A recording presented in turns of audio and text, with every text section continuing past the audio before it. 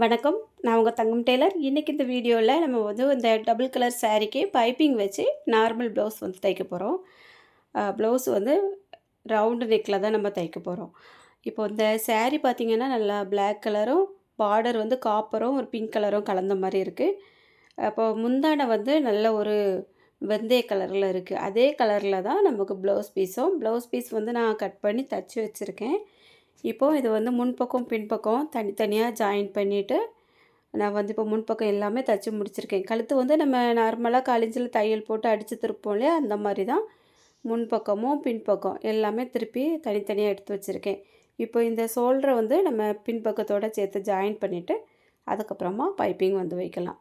ரொம்ப ஈஸியா எல்லாரும் இந்த பைப்பிங் வந்து தைக்கிற மாதிரி தான் சொல்லிக் குடுத்துருப்பேன். ஏற்கனவே நம்ம சேனல்ல பைப்பிங் தைக்கிற வீடியோ வந்து நெறைய பேர் பார்த்துட்டு நல்லா யூஸ்ஃபுல்லா இருக்குது அப்படின்னு சொல்லி நெறைய ஆதரவு குடுத்துருக்கீங்க. அதே மாதிரி தொடர்ந்து எனக்கு மறுபடியும் அந்த ஆதரவு குடுங்க. ரொம்ப நாளா வந்து கேப் விட்டு விட்டு வீடியோ போடுறதுனால எனக்கே கொஞ்சம் கஷ்டமா தான் இருக்கு. சூழ்நிலைகள் வந்து அந்த மாரி அமையுது. வேற ஒரு பிரச்சனையும் இல்ல. நான் வந்து ரெகுலரா தச்சுட்டே இருக்கும்போது தொடர்ந்து வீடியோ போட்டுட்டு தான் இருந்தேன். இப்போ எனக்கு கொஞ்சம் உடம்பு பிரச்சனைகள் வந்து கொஞ்சம் அதிகமா இருக்கிறதுனால நெறைய வீடியோ வந்து போட முடியல. தொடர்ந்து வீடியோ குடுக்குறதுக்கு நானும் அப்பப்போ முயற்சி பண்றேன். உங்களோட ஆசீர்வாதத்தாலயாவது திரும்பவும் வீடியோ வந்து தொடர்ந்து அப்லோட் பண்ணுவேன் அப்படின்ட்டு நம்பிக்கையில அந்த வீடியோ வந்து ரொம்ப நாளைக்கு அப்புறம் எடுத்திருக்கேன். பழைய ஆதரவ திரும்ப குடுங்க. இப்போ நமக்கு சாரீல வந்து கருப்பு கலர் இருந்தது இல்லையா? அந்த கருப்பு கலருக்கு சாரீல கட் பண்ண முடியாது. சாரியோட உயரம் வந்து கம்மியா தான் இருந்தது. அதனால தனியா வந்து கிளாத் இருக்கு. அத வந்து கட் பண்ணி எடுத்துட்டு போறேன். இந்த மாரி நம்ம பைப்பிங் தைக்கிறதுக்கு சில்க் காட்டன் கிளாத் எடுத்தோம் அப்படின்னா நல்லாயிருக்கும். அது இல்லாம காட்டனும் நல்லாயிருக்கும். இப்போ எக்ஸ்ட்ரா எடுக்கிறதா இருந்தா நார்மலாவே நம்ம சில்க் காட்டன் ஒரு 1/4 மீட்டர் எடுத்தா போதும். எடுத்து இந்த மாரி நம்ம வந்து கட் பண்ணி எடுத்துடலாம். இந்த கிளாத்தோட அகலம் பார்த்தீங்கன்னா, கரெக்ட்டா ஒரு 1 1/4 இன்ச் அகலம் இருக்கிற மாரி கட் பண்ணிவிடணும். நல்லா கிராஸா கட் பண்ணணும். இது நான் பெரிய பீஸா இருந்தனால நீளமா ஒரு 3 பீஸ் கட் பண்ணியிருக்கேன். இப்போ நம்ம வந்து ஒரு 1/4 இன்ச் அளவுக்கு 1/4 மீட்டர் அளவுக்குலாம் கிளாத் எடுத்தோம் அப்படின்னா, சின்ன சின்னதா தான் நம்ம வந்து குறுக்க கட் பண்ணுற மாதிரி இருக்கும். அப்போ அந்த சின்ன சின்ன பீஸ் வந்து கொஞ்சம் நெறைய இருக்கிற மாதிரி இருக்கும். நெறைய ஒரு 7 பீஸ், 8 பீஸ் ஒரு கழுத்துக்கு ஜாயின் பண்ணுற மாதிரி வரும்.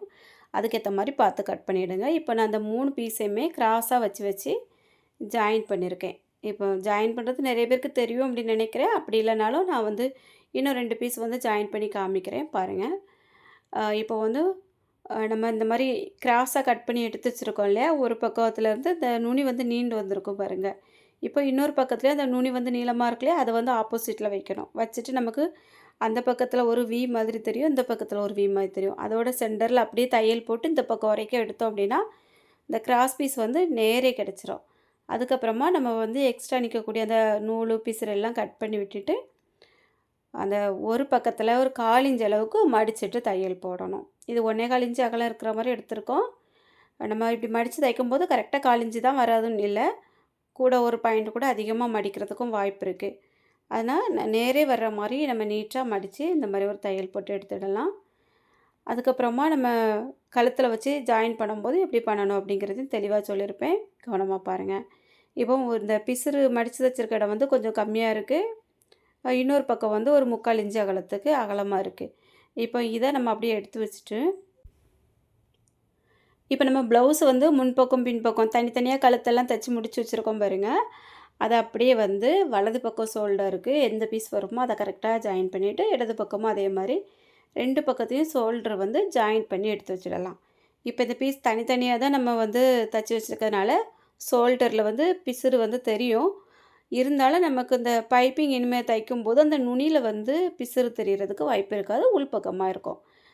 அதனால பிரச்சனை இல்ல. இப்போ நான் வந்து இத ஜாயின் பண்ணிக்கிட்டேன். இப்போ இந்த பிசிறு வந்து இன்னுமே கொஞ்சம் ஈஸியா நமக்கு ரொம்ப தெரியாம இருக்கிறதுக்காக, இந்த மாரி ஒரு தையல் வந்து அந்த பிசிறு எல்லாமே ஒரே பக்கத்துல தள்ளி விட்டுட்டு, ஒரு தையல் வந்து நுனியில போட்டு எடுத்துடலாம். இந்த மாரி எடுக்கும்போது நமக்கு அடுத்த தையல் போடும்போது கொஞ்சம் ஈஸியா இருக்கும். இப்போ அடுத்த பக்கத்துல நான் அதே மாதிரி வந்து ஜாயின் பண்ணி எடுத்துட போறேன். இந்த வீடியோ வந்து உங்களுக்கு தெளிவா புரியணும் அப்படிங்கிறதுக்காக ரொம்ப பொறுமையா தான் எடுத்திருக்கேன். எந்த இடத்துல கொஞ்சம் ஸ்பீட் பண்ணணுமோ, அந்த இடத்துல ஸ்பீட் பண்ணியிருப்பேன். மற்றபடி நார்மலா உங்களுக்கு தெரியிற மாதிரி நல்ல தெளிவா எடுத்திருப்பேன். எந்த இடத்துலயாவது புரியல அப்படின்னு நினச்சிங்க அப்படின்னா, மறக்காம கமெண்ட்ல சொல்லுங்க. நம்ம இதுக்கு முன்னாடி பைப்பிங் தைக்கிற வீடியோ போட்டிருந்ததில் வந்து ஷோல்டர் வந்து பிசுறு தெரியாமல் ஜாயின் பண்ணுறது எப்படி அப்படிங்கிறத வீடியோவும் போட்டிருப்போம். அந்த மாதிரி நம்ம ஜாயின் பண்ணிவிட்டு அதுக்கப்புறமா பைப்பிங் வைக்கிறதா இருந்தாலும் வைக்கலாம். இந்த மெத்தட் வந்து ஈஸியாக புதுசாக தையல் பழகுறவங்க எல்லாருக்கும் ரொம்ப ஈஸியாக இருக்கும். இப்போ தனித்தனியாக நம்ம வந்து முன்பக்கம் பின்பக்கம் தைச்சிட்டு அதுக்கப்புறம் ஜாயின் பண்ணிவிட்டு பைப்பிங் வைக்கிறது. எந்த பைப்பிங் வைக்கிற மெத்தடுமே பார்த்திங்கன்னா அப்படி நூல் பைப்பிங் வச்சு தைச்சது போல் அவ்வளோ அழகாக வரும். நம்ம புதுசாக தைக்க ஆரம்பிக்கும்போது கொஞ்சம் பொறுமை அவசியம். பொறுமையாக தைச்சிட்டோம் அப்படின்னா எந்த மிஸ்டேக்குமே இல்லாமல் அழகாக தைக்கலாம். இப்போ ஷோல்டரில் எங்கேயுமே பிசுறு இல்லாமல் அழகாக கட் பண்ணி எடுத்து வச்சுட்டேன். இப்போ நான் வலது பக்கத்தில் இருந்து தான் ஆரம்பிக்க போகிறேன். ஆனால் அந்த கிளாத்தை வந்து அப்படியே மாற்றிக்கிடணும். நல்ல பக்கம் வந்து அடியில் இருக்கணும், லைனிங் பக்கம் வந்து மேலே இருக்கணும். இப்போ இந்த மாதிரி எடுத்து வச்சிடலாம். அந்த கிராஸ் பீஸ் வந்து தைச்சி எடுத்து வச்சுருக்கோம் இல்லையா, அந்த பிசுறு இருக்குது பாருங்கள். கரெக்டாக தெரியல வீடியோவில் பிளாக் கலர் அப்படின்னு உடனே அந்த பிசுறு பக்கம் இந்த மாதிரி இருக்கா, இது வந்து அடியில் வரணும். அகலமாக இருக்கக்கூடிய அந்த நல்ல பக்கம் இருக்குது பாருங்கள், இது வந்து மேலே வரணும். இது அப்படியே வந்து நம்ம இப்போது தையல் மிஷினுக்கு மேலே நான் வச்சுட்டு காமிக்கிறேன். பிசுறு மடித்து தைச்ச பக்கம் அடியில் இருக்குது, அகலமாக இருக்கக்கூடிய பக்கம் மேலே பார்த்துருக்கு. இப்போ அதுக்கு மேலே இந்த நம்ம முன்பக்கம் இருக்கு இல்லையா, அந்த முன்கழுத்து பக்கம், இது வலது பக்கத்தில் தான் வரும். அதை வந்து இந்த மாதிரி எடுத்து வச்சுட்டலாம்.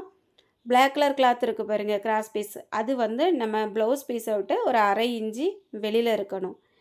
அதை வந்து நம்ம மடித்து தைக்கிற மாதிரி இருக்கும், அதனால் 1/2 இன்ச்சு வெளியில் வச்சுருக்கேன். அதே மாதிரி அந்த கழுத்து பகுதி இருக்குது பாருங்கள், அந்த இடத்துல வந்து 1/4 இன்ச்சு அளவுக்கு கிளாத் தெரிகிற மாதிரி வச்சுருக்கேன். எதனால் அப்படின்னா நம்ம நெக்கு வந்து 1/4 இன்ச்சுக்கு தையல் போட்டு திருப்பிட்டோம், பிசுறு இல்லை. இப்போ நம்ம அந்த கிராஸ் பீஸ் வந்து பிசுறு இருக்கும், அதனால 1/4 இன்ச்சு அளவுக்கு அதை வந்து மேலே ஏற்றி வச்சுட்டு நம்ம இந்த மாதிரி தைச்ச ஆரம்பித்தோம் அப்படின்னா அந்த இடங்களில் வந்து பிசுறு எங்கேயுமே வெளியில் வராது, நீட்டாக இருக்கும்.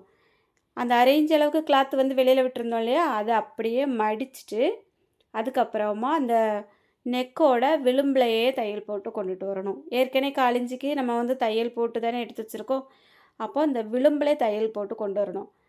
அந்த விளிம்பில் தையல் போடும்போது அளவுகள் வந்து கரெக்டாக வரும். ஒரே பாயிண்டில் வந்து தையல் போட்டு கொண்டுட்டு வாங்க. அப்போ தான் பைப்பிங் வந்து பெருசும் சின்னதுமாக வராமல் ஒரே லெவலில் வந்துட்டுருக்கோம். இப்போது அந்த 1/4 இன்ச் அளவுக்கு அந்த பிளாக் கலர் கிளாத் இருக்கு இல்லையா, அது விட்டுருக்கோம் இல்லையா, அது வளைவுகள் வரக்கூடிய இடத்துல ஒரே அளவில் விட்டு அப்படியே தையல் போட்டு கொண்டு வாங்க. நான் தைக்கிறது உங்களுக்கு தெளிவாக புரியும் அப்படின்னு நினைக்கிறேன். ஏற்கனவே நம்ம 2-3 வீடியோவில் வந்து நான் இதே மாதிரி மெத்தடில் வந்து உங்களுக்கு பைப்பிங் எப்படி தைக்கிறது அப்படின்ட்டு வந்து சொல்லி கொடுத்துருக்கேன். நிறைய பேர் யூஸ்ஃபுல்லாக இருக்குது அப்படின்ட்டு கமெண்ட் பண்ணியிருக்கீங்க. அதே மெத்தடில் தான் இதையும் வந்து தைச்சிருக்கேன். ஆனால் எங்கேயாவது ஒரு சின்ன சின்ன மாற்றங்கள் இருக்கலாம்.